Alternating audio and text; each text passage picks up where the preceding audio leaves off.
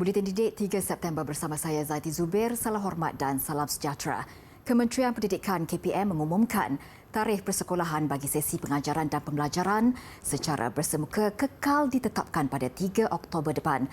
Menteri Kanan Pendidikan Datuk Dr. Razi Jidin berkata, ia bagaimanapun dikecualikan bagi negeri-negeri yang masih berada dalam fasa 1 Pelan Pemulihan Negara PPN.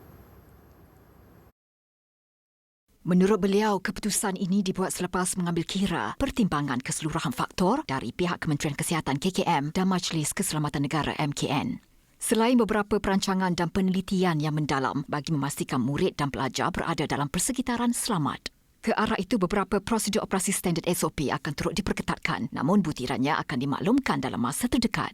Setakat ini, katanya, golongan guru amat memberikan kerjasama dan memahami kesukaran dihadapi. Mereka turut mengutarakan pandangan dan kaedah terbaik yang bersesuaian sepanjang menghadapi kemelut ini. Ramai yang kata kenapa kita seolah-olah lambat. Ini bukan soal lambat. Ini adalah soal ketelitian. Kita perlu mengambil kira keadaan semasa.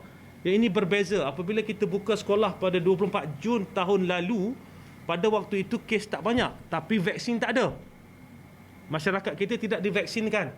Pada hari ini, ya kes tinggi, tapi kita lihat bahawa masyarakat telah divaksinkan. Dan perkara-perkara ini, nilai-nilai ambang ini telah diambil kira dalam Pelan Pemulihan Negara. Maka kita gunakan Pelan Pemulihan Negara ini sebagai asas kita untuk membantu kita menetapkan apakah pendekatan yang kita ingin gunakan apabila kita ingin buka sekolah kelab. Beliau berkata demikian selepas mengadakan siri pertemuan dengan guru dan pengetua serta Persatuan Ibu Bapa dan Guru PIBG sekolah seluruh Perlis di Kanga. Turut hadir Exco Pendidikan Negeri Roziana Ahmad. Dalam perkembangan sama, Datuk Dr. Razi berkata, satu sidang media khas akan dilakukan dalam masa terdekat berkaitan sesi pengajaran dan pembelajaran di rumah PDPR. Sementara itu, seramai 2,500 guru di seluruh negara telah dikenal pasti enggan divaksin setakat ini. Sehubungan itu, Datuk Dr. Razi Jidin menegaskan kumpulan guru terbabit tidak akan dibenarkan terlibat dalam sesi pengajaran di dalam kelas mahupun berinteraksi secara bersemuka dengan pelajar pada sesi pembukaan persekolahan kelab. Keputusan itu dibuat bagi memastikan sesi persekolahan yang akan dibuka selamat untuk kumpulan murid dan pelajar serta pihak guru dan pengurusan sekolah keseluruhannya.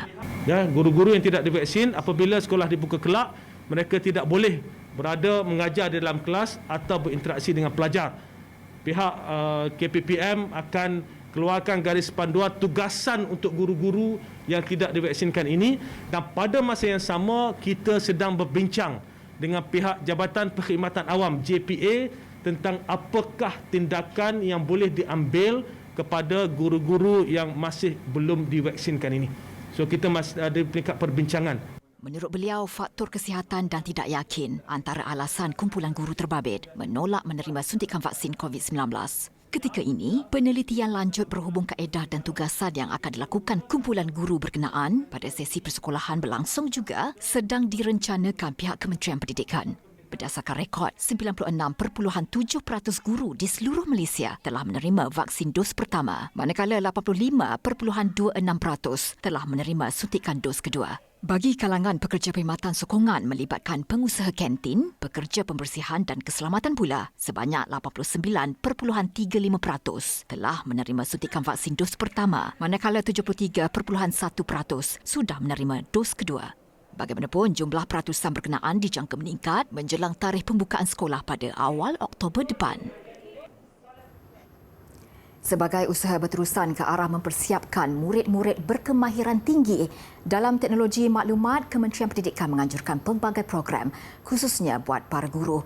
Ia termasuk Smart School Qualification Standard SSQS yang dibangunkan untuk menilai serta melihat kedudukan guru-guru, murid-murid mahupun pemimpin sekolah dan institusi dalam konteks pembestarian sekolah. Menurut Ketua Sekretariat Dasar Pendidikan Digital KPM, Abdul Aziz Mahmad, berdasarkan data pada 2019, sebanyak 5,360 daripada 10,170 sekolah berada pada tahap 3 bintang dan ke bawah. Maknanya, 52.7% sekolah kita masih lagi berada pada tahap 3 bintang dan ke bawah. Jadi ini memberikan satu gambaran kepada kita bahawa kita khususnya Kementerian Pendidikan Malaysia mempunyai cabaran yang lebih besar untuk memastikan sebahagian besar sekolah kita mencapai standard yang kita perlukan, iaitu khususnya pada 4 bintang dan 5 bintang. Antara kluster yang ada dalam instrumen SSQS termasuk kluster kepimpinan berwawasan, pembelajaran berpusatkan murid, pembangunan profesional kurikulum dan penilaian serta pengupayaan persekitaran. Jelas Abdul Aziz, 25.6% sekolah berada pada tahap 4 dan 5 dalam kluster kepimpinan berwawasan serta kluster pembelajaran berpusatkan murid. Manakala 33.1% sekolah berada pada tahap 4 dan 5 dalam kluster kurikulum dan penilaian. Dalam pada itu, berdasarkan perspektif murid-murid, 65% daripada mereka melaporkan impak yang rendah ke atas sikap dan penggunaan teknologi oleh guru. Ini membuktikan bahawa pelbagai inisiatif tambahan perlu dilakukan dalam memastikan pendidikan digital di sekolah berjalan dengan lebih baik dan memuaskan.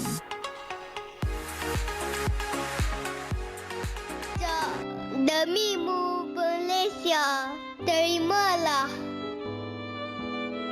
Demimu Malaysia, lalang belukar, aku lalui hutan rimba, berani redahi pian sungai, juga lintasi tebing bukit, rela ku daki, mencari makna kebebasan dan satu identiti untuk aku hayati erti merdekanya negaraku ini atas bijaksana dan titis darah di tanah pertiwi. Demi kibaran satu janji terus berkibar di tangan generasi kini. Aku anak Malaysia.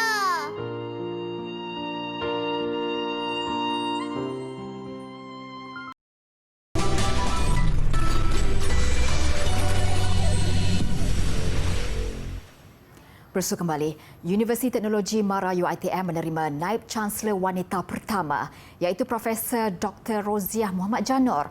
Beliau menggantikan Profesor Emeritus Dato' IR Dr. Muhammad Azrai Kasim yang telah tamat perkhidmatan pada Mac lalu. Surat pelantikan diserahkan sendiri Menteri Pengajian Tinggi Datuk Noraini Ahmad siang tadi. Profesor Dr. Roziah sebelum ini merupakan timbalan Naib Chancellor, akademik dan antarabangsa dan memangku jawatan nombor 1 institusi itu sejak Mac lalu. Beliau berkelayakan ijazah sarjana muda dalam bidang matematik dari The State University of New York, ijazah sarjana dalam bidang yang sama dari West Virginia University dan seterusnya memperolehi PhD dalam bidang statistik pada tahun 2003 dari Universiti Kebangsaan Malaysia. Dalam usaha mendekati masyarakat terutamanya pelajar luar bandar yang kurang berkemampuan, Yayasan Pelajaran Mara YPM menganjurkan majlis penyerahan mock check dan pelantikan penyelaras Pusat Tuisyen Pintar atau KPLB 2021 secara dalam talian. Program yang bermula pada awal September sehingga hujung tahun itu bertujuan memperkasakan pendidikan Melayu dan Bumiputera dengan memberi akses pendidikan kelas bimbingan kepada pelajar sekitar MRSM. Mock check bernilai RM1,715,000 diserahkan oleh pengerusi eksekutif YPM Datuk Dr. Muhammad Nizar Sudin kepada pengarah pendidikan menengah Mara Wan Ainizah Arifin. YPM menyasarkan 49 pusat tuisyen akan terlibat dengan jumlah peserta seramai 4,900 orang iaitu 100 pelajar di setiap pusat tuisyen. Dan setiap pusat tuisyen akan mengadakan 10 kali perjumpaan seminggu sekali bergantung kepada jadual yang ditetapkan pusat tuisyen masing-masing. Dengan cara tersebut, para pelajar dapat menimba ilmu hasil bimbingan khusus daripada guru cemerlang MRSM. Pada masa sama, dapat berkongsi tips dan teknik belajar melalui konsep mentor-mentee antara pelajar cemerlang MRSM dan peserta kelas tuisyen. Perbadanan Tabung Pendidikan Tinggi Nasional PT-PTN melancarkan produk baharu yang dikenali Simpan SSPN Plus. Ia kesinambungan daripada produk SSPN I+ yang ditambah baik dan berwajah baru dengan pelbagai keistimewaan serta manfaat menarik menanti pendeposit. Produk simpan SSPN Plus ini menawarkan 6 pakej yang lebih menarik dan mampu dimiliki oleh masyarakat Malaysia. Sudah tentu pelbagai keistimewaan dan manfaat yang lebih menarik akan dinikmati oleh pendeposit. Antaranya perlindungan manfaat takaful sehingga 1.2 juta dan juga perlindungan sehingga umur pendeposit 69 tahun. Beliau berucap sempena pelancaran SSPN Plus secara maya di platform media sosial PTPTN. 6 pakej menarik mampu milik ditawarkan kepada pendeposit. Ia termasuk perlindungan takaful sehingga 1.2 juta ringgit, penyakit terminal sehingga RM200,000 dan manfaat penghantaran balik jenazah sehingga RM10,000. Turut ditawarkan rawatan pesakit luar akibat kemalangan sehingga RM3,000 serta perlindungan sehingga umur 69 tahun. Simpan SSPN Plus menawarkan lebih banyak pilihan kepada pendeposit dengan kerjasama strategik syarikat pengendali takaful. Bersempena pelancaran itu juga PTPTN tampil dengan cabutan wow Simpan SSPN Plus 2021. Zainal, Presiden dan Ketua Pegawai Eksekutif Takaful Ikhlas dan Berhad. Pahlawan Kemerdekaan karya Usman Awan. Pahlawan, jika hilangmu tanpa pusara, jika pusaramu tanpa nama,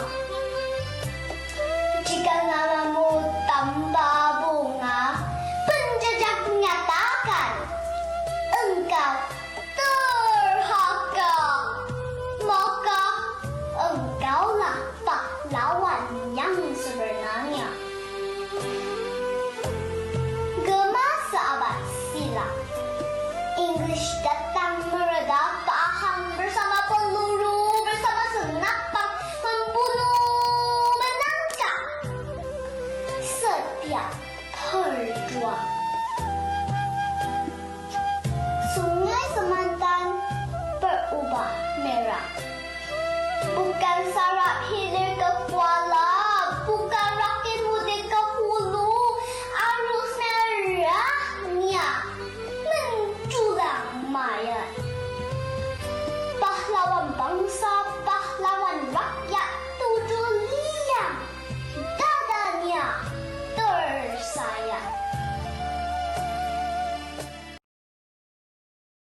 Jom kongsikan pengalaman dan aktiviti menarik kelas dalam talian dengan menggunakan hashtag #DidikShare. Anda hanya perlu rakam video atau gambar beserta caption mengenai aktiviti menarik semasa PDPR. Video atau gambar yang paling kreatif akan dipaparkan dalam platform digital Didik TV KPM.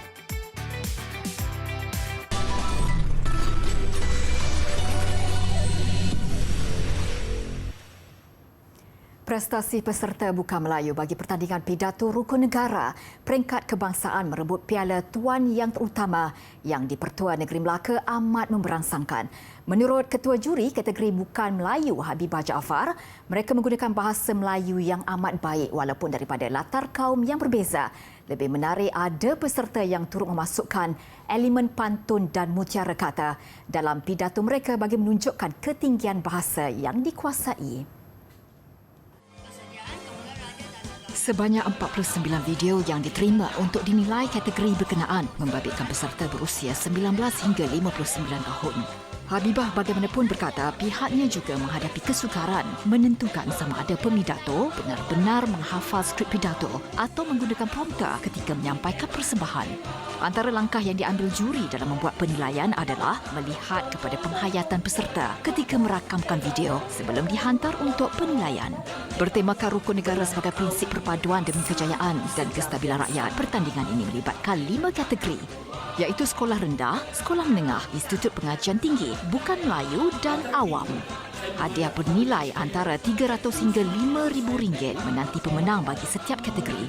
Hampir 1,000 penyertaan diterima dan pertandingan akhir dijangka diadakan pada 16 September ini bertepatan dengan sambutan Hari Malaysia. Perdana Menteri Jepun Yoshihide Suga menyatakan hasrat untuk meletak jawatan selepas setahun menjadi pemimpin negara itu. Ini kerana Suga tidak akan mempertahankan kedudukannya sebagai Ketua Parti Liberal Demokrat LDP dan perkara itu dimaklumkan Suga dalam mesyuarat tergempar anggota kanan Parti LDP hari ini.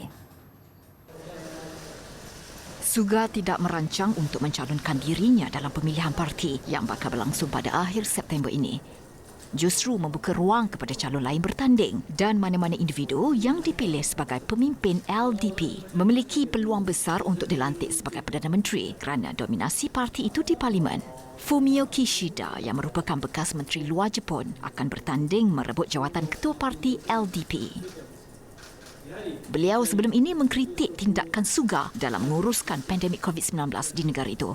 Suga yang menggantikan Shinzo Abe pada September tahun lalu menyaksikan sokongan terhadapnya menurun bawah 30%. Beliau pernah bercadang untuk merompak kabinet serta barisan eksekutif parti namun perancangannya gagal.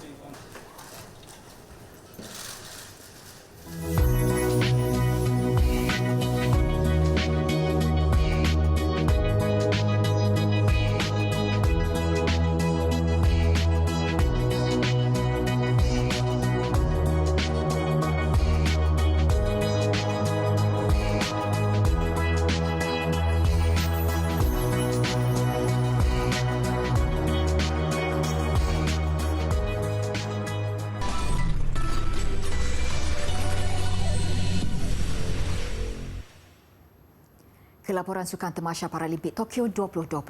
Harapan untuk menyaksikan pemanah negara Suresh menghadiahkan pingat emas buat Malaysia nampaknya tidak kesampaian. Pada saingan fasa penyingkiran peringkat 32 pemain pagi tadi, Suresh terpaksa akur di tangan pemanah Rusia, Batu Tindedorzev menerusi mata 2-6. Cuaca berangin dan berhujan nyata menyukarkan panahan Suresh. Tewas 23-25 pada set pertama, Suresh berjaya bangkit memenangi set kedua 28-3. Namun set ketiga, Tindedorzev kembali menguasai saingan dengan panahan lebih tepat untuk menang 25-23. Tumpuan Suresh terus terjejas pada set keempat dan akur dengan keputusan 28-23 berpihak lawan. Saya memang dah bagi the best di situ sebab saya memang confident nak buat di situ. Tapi errornya tak masuk. Kalau tanya saya puas hati ke tak, saya memang puas hati sebab saya dah bagi yang best. Tapi tak dapat tu saya pun tak tahu nak kata apa. Sebab arrow tu pergi jauh, saya dah aim off, saya dah buat yang terbaik sebab saya confident. Lagi satu, saya memang dah agak saya akan beat dia. Bagi jurulatih Marzuki Zahari, sememangnya hujan disertai angin mengganggu bidikan tepat Suresh yang kali pertama bertanding pada Tamasya Paralimpik. Begitupun dia dan Suresh akan memperbaiki apa jua kelemahan untuk terus membawa cabaran negara pada cabaran mendatang. Sandaran pemburuan emas negara kini pastinya terarah kepada pemain badminton SU5 Chia Liak Hu yang akan beraksi pada separuh akhir esok. Undian yang berlangsung siang tadi menyaksikan Liak Hu menentang pemain Taiwan Fang Jingyu yang ditewaskannya pada aksi kumpulan. Liak Hu melengkapkan saingan kumpulan B petang tadi dengan menewaskan pemain tuan rumah Taiyo Imai 21-19, 21-12. So besok separuh akhir bertemu balik pemain Taiwan itu, saya pun tidak boleh pandang rendah dia juga walaupun saya sudah menang dia di kumpulan. Jadi besok saya akan bersiap sedia juga. Mungkin dia tukar strategi bertemu dengan saya akan bersedia. Bagi jurulatih Dato' Rashid Siddiq yang dihubungi petang tadi, dia berharap Liak Hu kekal fokus. Dan lebih penting menjaga daya tahan diri kerana perlawanan akhir akan berlangsung pada hari sama. Saksikan pertandingan akhir pidato kenegaraan peringkat kebangsaan 2021. Anjuran Jabatan Penerangan Malaysia secara langsung malam ini, jam 8 malam di pelantar media sosial Japan. Jangan lupa ikuti pembelajaran melangkaui bilik darjah dikendalikan bersama guru-guru berpengalaman menerusi saluran khusus TV Pendidikan Malaysia, Didik TV KPM. Pelbagai pengisian menarik selepas ini antaranya Sukses SPM 2021, Sains Tambahan serta bimbing tingkatan 4 bagi mata pelajaran ekonomi dan kimia. Pembelajaran kini lebih mudah dan menyeronokkan bila-bila masa di mana jua hanya di Didik TV KPM.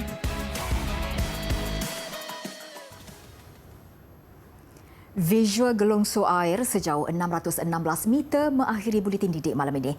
Dengan itu, saya Zaiti Zubir. Salam hormat dan Assalamualaikum.